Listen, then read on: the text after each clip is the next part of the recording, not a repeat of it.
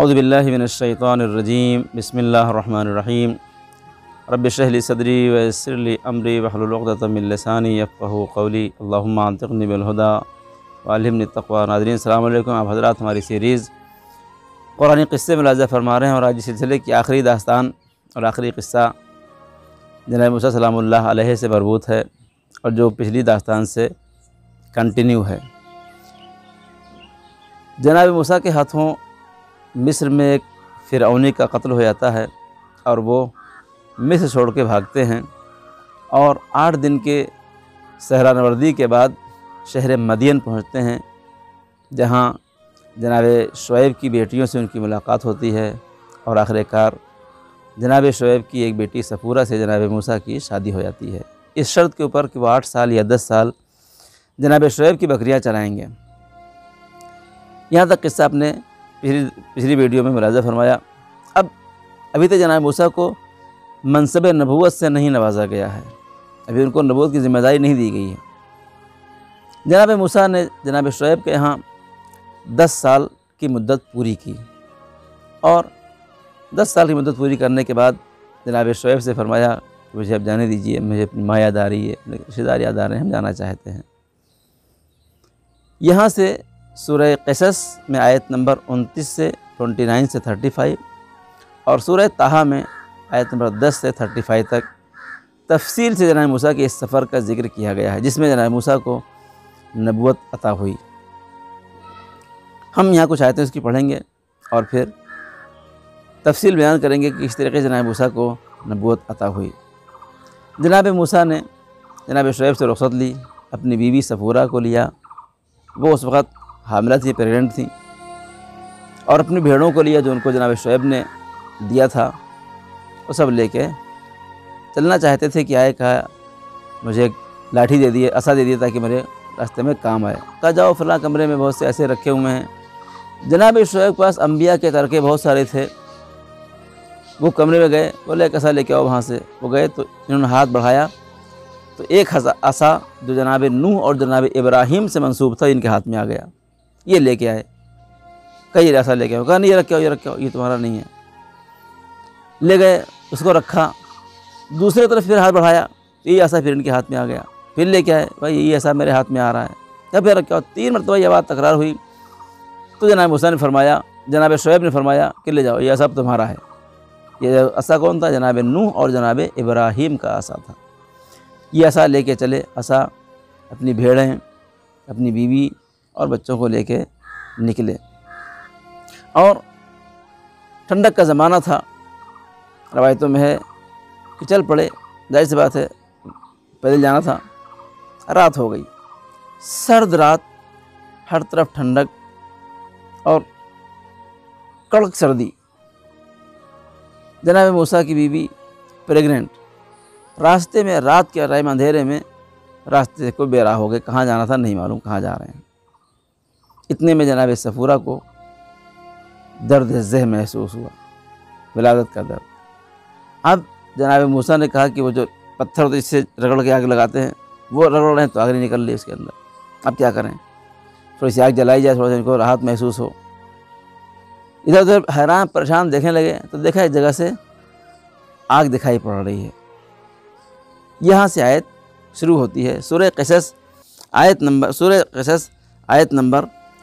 29 में अल्लाह ताला इरशाद फरमाता है कि फ़लम्मा क़ज़ा मूसा अल-अजल वसार बअहलिही आनसा मिन जानिबि तूर नारा क़ाला लिअहलिहिम कुसू इन्नी आनस्तु नारन लअल्ली आतीकुम मिनहा बिख़बरिन और जज़बतिन मिनन नार लअल्लकुम तस्तलून। जब मूसा अपने बच्चों को लेके, अपनी मुद्दत को पूरी करके अपने बच्चों को लेके चल पड़े तो रास्ते में क्या हुआ, उनको आग की ज़रूरत महसूस हुई। तो उन्होंने तूर की तरफ एक आग देखी, उनका ठहरो मैं भी आग लेके आता हूँ, या कोई ख़बर लेके आता हूँ, कोई यहाँ पे होगा तो कोई मदद करेगा हमारी, ये कोई ख़बर लेके आता हूँ, या थोड़ी सी आग लेके आता हूँ ताकि तुमको गर्म कर सकूँ। फ़लम्मा अताहा नूदिया मिन शातिल वादिल अयमन मिनल बुक़अतिल मुबारका मिन शजरति अन या मूसा इन्नी अनल्लाहु रब्बुल आलमीन। जब वहाँ करीब पहुँचे तो क्या देखा उन्होंने देखा कि वहाँ के ऊपर क्या है, वहाँ के ऊपर आग जल रही है, एक दरख्त है, हरा भरा दरख्त है जिससे आग निकल रही है। सूरह ताहा में इस डिटेल को, इस दास्तान को बहुत अच्छी तरह बयान किया गया है। देखा कि एक दरख्त में आग लगी हुई, हरा भरा दरख्त, आग लगी हुई है और दरख्त जल भी नहीं रहा है। वहाँ से आवाज़ है इन्नी अल्लाह, मैं अल्लाह हूँ। सूरह ताहा में आयत नंबर 11 से अल्लाह ताला फरमाता है फलम्मा आताहा नूदिया मूसा, जब मूसा वहाँ दरख्त के पास आए आग के लिए तो उनको आवाज़ दी गई। क्या आवाज़ दी गई? इन्नी अना रब्बुका फ़ख्लअन अलैका इन्नका बिलवादिल मुक़द्दस तवा। आवाज़ आई, अय मूसा मैं तुम्हारा खुदा हूँ, फ़ख्लअन अलैक, अपनी जूतियों को उतार दो, इन्नका बिलवादिल मुक़द्दस तवा। आप कहाँ हैं? आप वादिये मुक़द्दस में। शायर ने क्या अच्छी बात कही कि देखिए उनके नालैन का मर्तबा अर्श पर भी नबी ने उतारा नहीं। मूसा को हुक्म हुआ अपने नालैन उतार दो, तुम कहाँ हो? तुम वादिये मुक़द्दस में हो। और उसके बाद इरशाद हुआ व अना अख्तरतुका फस्तमी लिमा यूहा, मैंने तुमको इंतखाब किया, इख्तियार किया नबूवत के लिए, जब मैं जो वही करता हूँ उसको गौर से सुनो। इस्तिमा यानी गौर से सुनना, फस्तमी यानी गौर से सुनो। अब जनाब मूसा वहाँ अपनी बीवी को तड़पता छोड़ के आए हैं, यहाँ अल्लाह ने आवाज़ अना रब्बुका, मूसा अल्लाह में गुम हो गए। जनाब मूसा से अल्लाह ने डायरेक्ट बात की बग़ैर किसी फरिश्ते की वसातत के, इसीलिए जनाब मूसा को कलीम कहा जाता है।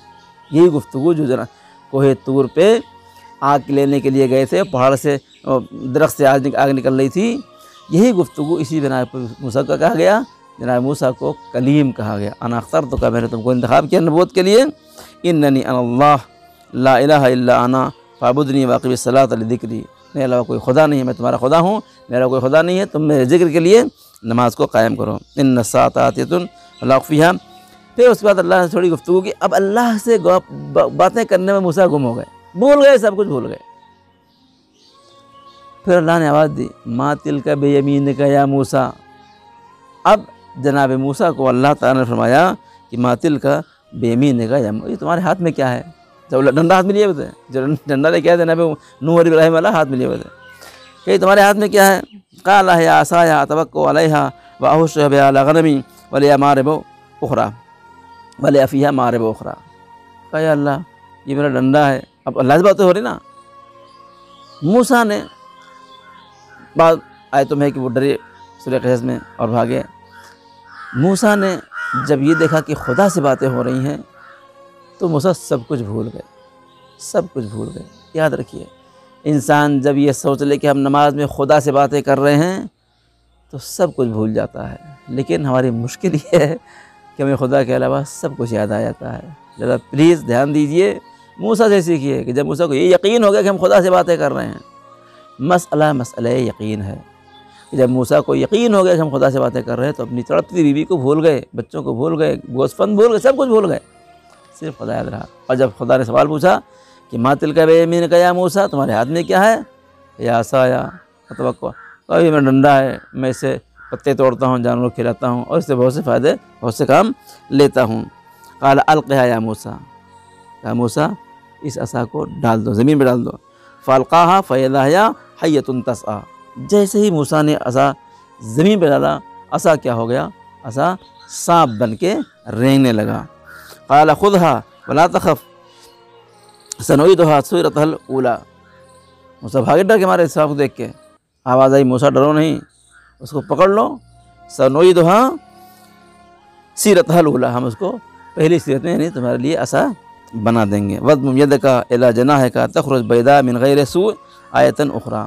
अपने हाथ को अपनी गिरबान में डालो, हाथ निकालोगे तो उससे तुम्हें रोशनी नज़र आएगी, हाथ चमकने लगेगा। मूसा ने असा फेंका, असा अजदहा बना, उसको उठाया, हाथ को गिरबान में डाला, बाहर निकाला, हाथ से ज़बरदस्त रोशनी, बग़ैर किसी कमी को कास्ती के, बग़ैर किसी नक्स के रोशनी नज़र आने लगी। लनुरियका मिन आयातिना कुबरा, हम तुम्हें आयत इलाही दिखाना चाहते हैं। इज़हब इला, अब यहाँ से उनको ऑर्डर हुआ कि तुम्हें करना क्या है। अल्लाह ताला ने जनाब मूसा को नबूवत के लिए इंतखाब किया। और अब यहाँ पे आयतें पूरी डिटेल है, पढ़िए उसको। और जनाब मूसा ने से अल्लाह ने फरमाया फ़िरौन के पास जाओ, इन्नहु तग़ा, इज़हब इला फ़िरौन इन्नहु तग़ा। उसने क्या किया है? उसने सरकशी की है।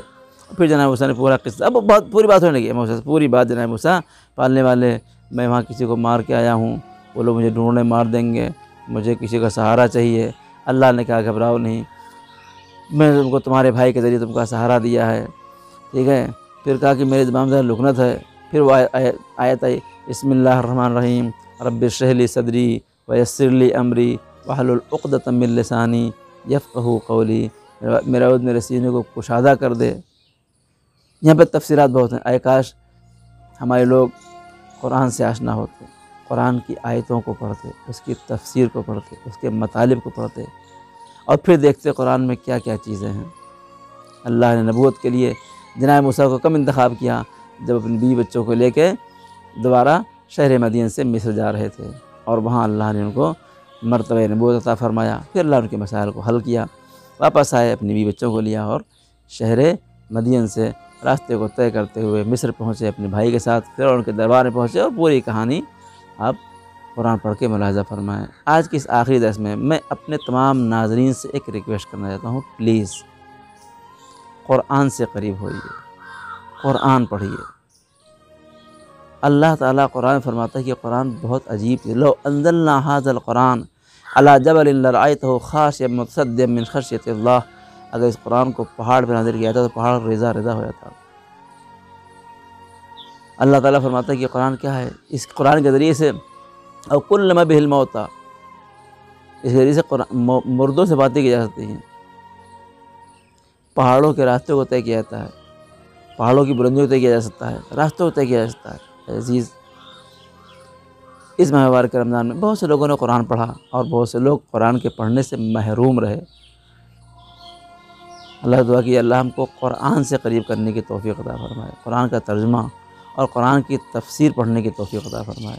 इंशाअल्लाह हयात रही आइंदा साल माह मुबारक रमज़ान में फिर कुरान के सिलसिले का कोई दर्स लेकर आपके सामने हाजिर होंगे। हम दुआ करते हैं पालने वाले हमें कुरान पढ़ने वालों में और कुरान से तमस्सुक रखने वालों में शुमार फरमा और कुरान के ज़रिए से उसकी तालीमात और उसकी तिलावत के ज़रिए से हमारे क़ब्रों और हमारे दिलों को मुनव्वर फरमा। रोज़ महशर कुरान मजीद को हमारी बेहतरीन शफ़ाअत करने वाला करार दे। खुदावंदा हम सब को अहले कुरान करार दे। मेरे महबूब, माह मुबारक ख़त्म हो गया, अगर तूने हमको अब तक न माफ़ किया हो तो हम सब के गुनाह सग़ीरा कबीरा को माफ़ फरमा, हमें गुनाहों से दूर रहने की तौफ़ीक़ अता फ़रमा। ऐ मेरे महबूब, ये महीना तेरी ज़ियाफ़त का महीना जा रहा है, हमारे दिल पे बहुत शौक़ है, लेकिन क्या किया जाए, ये अय्याम है, ये ज़माना है जो गुज़र जाने वाला है, जिसको कोई रोक नहीं सकता। बस तेरे हाथ में ज़िंदगी और मौत है। अगर हमारे लिए बेहतर है कि हम ज़िंदा रहें और अगला रमज़ान पाएँ तो हमें मरहूमीन में से करार देना, और अगर अगला रमज़ान हमको न मिले तो हमें मरहूमीन में से करार न देना। खुदावंदा हम तुझे तेरी ज़ात का वास्ता देकर दुआ करते पालने वाले, हमारी इस खिदमत को कबूल फरमा, हमारी इबादतों को कबूल फरमा, हमें नेक अमाल अंजाम देने की तौफ़ीक़ अता फ़रमा, हमें काम में इखलास की तौफ़ीक़ अता फ़रमा। रब्बना तक़ब्बल मिन्ना इन्नका अंतस समीउल अलीम। वस्सलामु अलैकुम व रहमतुल्लाहि व बरकातुहू।